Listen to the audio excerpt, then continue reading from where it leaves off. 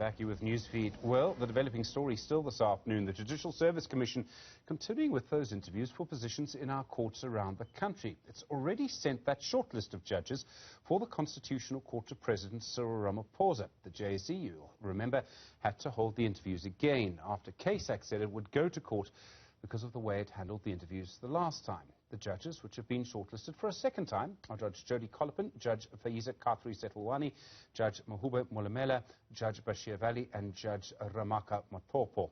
Erin Bates is a legal journalist. She joins us now. Erin, good afternoon to you. I mean, it's an astonishing thing. So you have the interviews, you come up with a list of 5 people. It's the same list, incidentally, that we understand Chief Justice Mogoeng went into the meetings with. They have the interviews again. A couple of the commissioners have changed. They come up with the same list. And we don't know how this decision was made. Absolutely not. We don't know what happened in those deliberations after a protracted sitting on Monday. And the great mystery is if the reasoning has changed. You're right, there are new commissioners on the JSC. There's also a new chair. And the general sort of tenor of these interviews has been far more dignified. But the net outcome is exactly the same. And it has sort of rankled people within different legal circles. There's also, it seems, no set criteria. So if you're a judge, we can play this game, imagine me up for nomination to one of the courts, I wouldn't know what I'm being judged on. And that's a problem. It certainly is, and I think one of the things to bear in mind this whole week is that we often have issues around the caliber of people in our judiciary, and this is the time to really scrutinize that. It's who watches the watchdog. Well, the JSC is the body which interviews judges or potential judges. It's also the body which conducts disciplinary inquiries into rogue or errant judges, and so the responsibility on the Commissioner's shoulders is immense. And so the question really becomes, well, what are they looking at when they're looking at potential presiding officers in our superior courts? Are they looking merely at their legal skills, their legal nous, the quality of their judgments and their legal logic? Or are they looking at them as full human beings? And what is the balancing act between the different priorities of the different commissioners? It's very difficult to sort of know. I mean, it would be fun, and I mean, we're both journalists, so we probably want way too much transparency, and there can be such a thing. It would be fun to say, after each JSC commission, you have to explain why this person and not that person. But again, I would hate to be the judge who wasn't picked and now have my shortcomings gone through.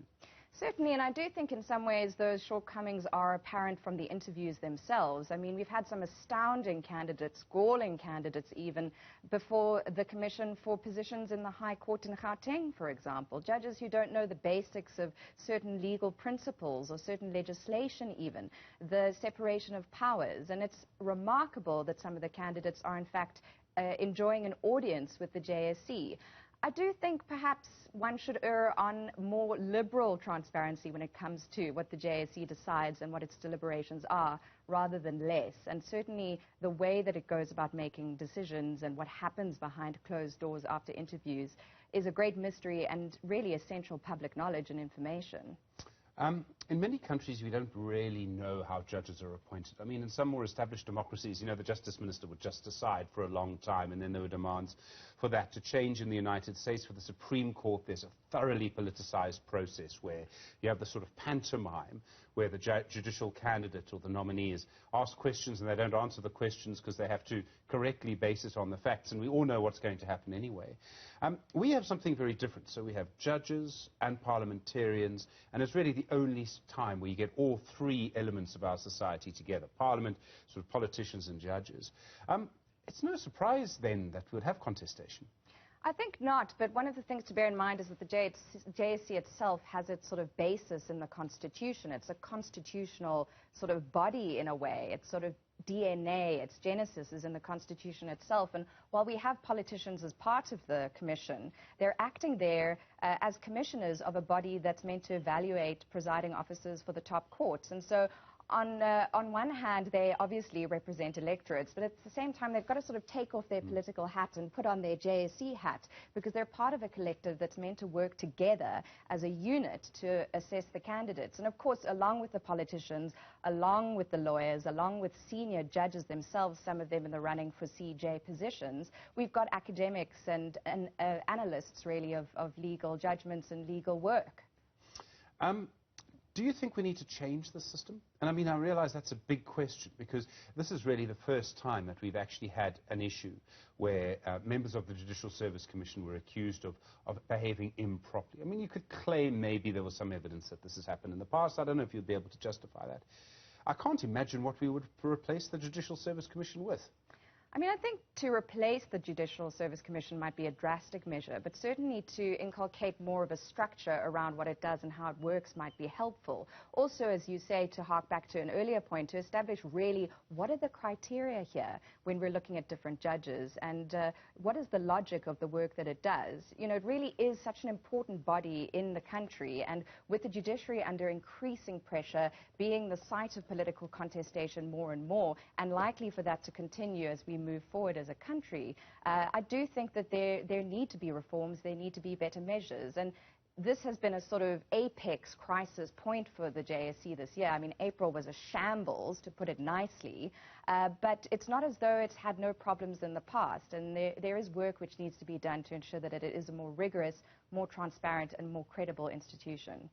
I suppose the whole context must be, and I mean, we must raise this, is that if the politicians didn't fight with each other all the time and need judges to sort it out, this wouldn't be such a mess. It might not, but bear in mind that judges themselves deal with conflict. They deal with disputes, and so that itself can become contentious. The way a judge handles a certain matter, the logic of their decision, which then gets appealed in a superior court. The whole thing is fairly charged to begin with, and that's why you need a steady, level-headed, sort of dignified process, and certainly a person at the helm. And looking at the outcome of the April interviews, that certainly wasn't the case when outgoing Chief Justice Mogoeng was chairing the process. Well, I want to come to that, because the chair of a process really matters. And I remember very clearly watching then Deputy Chief Justice Takong Moseneke chairing the interview process that saw now Chief Justice Mogoeng getting that job. And I realized how important the chairing is. This time around, it's the Deputy Chief Justice Raymond Zondo rather than Chief Justice Mogoeng. Everyone I've spoken to has suggested that's made a real difference. It has, and I don't think it's a happy accident. I think Zondo is probably well aware that he's in the running for the Chief Justice position, and this is a very useful strategic moment for him to demonstrate his leadership skills, his prudence, his level-headedness, and so on. But it does also require the buy-in from the commissioners, and we understand that there was a workshop over the weekend to sort of get everybody onto the same page ahead of this week. It's also been interesting to see the performance of Mandisa Meyer, President in the Supreme Court of Appeal, and also Dunstan Mlambo, the Judge President of the Gauteng High Court, because they too are in the running for the Chief Justice position, among some other rather controversial names. Well, I wanted to come to that. I mean, what you spoke about, a cool head. I mean, we need leadership in the judiciary. We need a Chief Justice. Chief Justice Mogoeng's position, his term of office actually expires next Tuesday, the 12th. We're going to go through a period without a Chief Justice. It seems to be pretty easy to go through the 8 nominees and see who's not going to receive any approval from the President. I mean, it would seem unlikely Western Cape Judge President John Hlophe or the Public Protector will get the nod. Certainly in Hlophe's case, because he himself has been subject to an adverse finding from the JSC of gross misconduct over a 2008 complaint, I think it is likely we're going to see objections to his nomination, possibly also with Busisiwe Mqwebane, because the Public Protector's reports have been found sorely wanting by various courts in the country, and she's litigating against well, not the Constitutional Court. She's challenging a ruling by them in a rescission bid, but she's certainly litigating against the President. And so, yes, that does raise question marks about them. But with the full list of 8 that we've now heard have been chosen or sort of long-listed by this panel established by the President, there will be objections probably to all of them. There's no pleasing everybody, and part of this process, which is supposed to be open and more collaborative, launched by the President, really a novel thing for choosing a Chief Justice. You know, the likes of Zondo, the likes of Maya, Mlambo, and so on, Mkoki, and so on, they will probably be facing objections. Those need to be filed by the 15th of October, and then the panel has until the end of October to shortlist, and then we've got to go through a whole other process before we have a leader of the judiciary, and not only a leader of the judiciary, but sort of the full legal system in South Africa. It really is shocking that, having known Mogoeng was going to leave when he started his term, we're at a point where we're going to have this lacuna in the very apex court. I mean, I haven't seen any explanation from the President, and it's really in his hands, his personal hands. The Constitution gives him that power. So who's it going to be, Erin? I mean, I mean, I think in some ways there's certain people that we can see it probably won't be. I mean, as you say, I doubt it would be Judge Hlophe, Advocate Mkhwebane. At the same time, you have term issues around Judge Zondo, because his term on the Constitutional Court, you have to be on the, as you know, you have to be on the Constitutional Court to be Chief Justice. So his term will come to an end. I think it's 2.5 years. Help me out here, Judge Madlanga. Yes. He's also been on the Constitutional Court for a while. So is it really as simple as saying it's between Judge Mlambo and Judge Mandisa Maya? I don't think so. I mean, we really need to see what happens in terms of the work of the panel over the next few weeks, and then what the President himself decides in terms of shortlisting maybe a few candidates and sending them for interview to the JSC, or has historically been the case, simply tipping the candidate preferred and then going through the motions of a JSC interview. Also, he will need to consult with political parties almost as a cursory thing before we go through that JSC interview. I'm not a betting person, so I'm not going to wager my guess on who it might be, but I do think there may be some merit in almost a transition period where maybe someone has a short tenure, but things stabilize at the apex court in terms of management of the judiciary, and then we get someone down the line. So it really is a betting game. I don't know if you want to weigh in on that, but I'm certainly going to pass the buck on that score.